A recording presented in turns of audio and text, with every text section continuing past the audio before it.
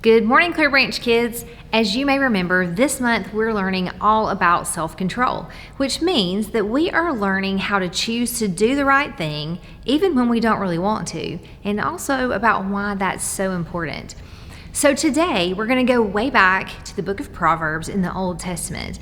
Now, you may remember that this book was written by Solomon, who became king at a very young age, but God was very pleased with him and he offered to give Solomon any one thing that he chose. Now, Solomon could have asked for anything, but what he chose was wisdom, because he knew that he was young and inexperienced and that he would need God's wisdom in order to be a good king for his people.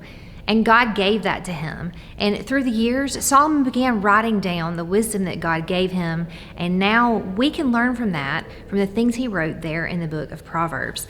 So today, we're going to be learning about a specific piece of knowledge that Solomon wrote for us, a little piece of wisdom that he wanted to share.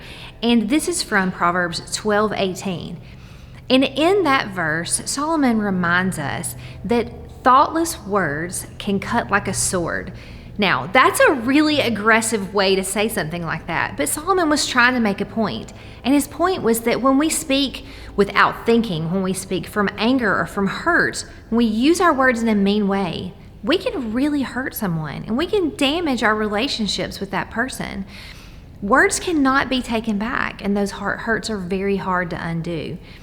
But then Solomon reminds us of another thing. He reminds us that the words of wise people, that words are thought through, words that are kind and that are spoken in love, can actually bring healing. Wow, I know that somebody has probably told you to be careful what you say, but Solomon's illustrations really show us just how important the words we use and how we use them really are.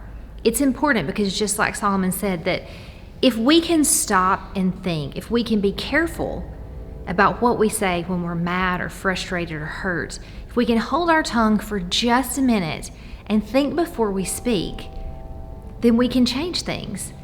And we won't hopefully speak those words that can hurt someone or damage our relationships. But then we can take it another step further. Anytime that we use loving words, that we can compliment or encourage, or that we can comfort somebody, we absolutely should. Because these kinds of words can make people feel loved and can maybe even start healing some hurts that other words have caused.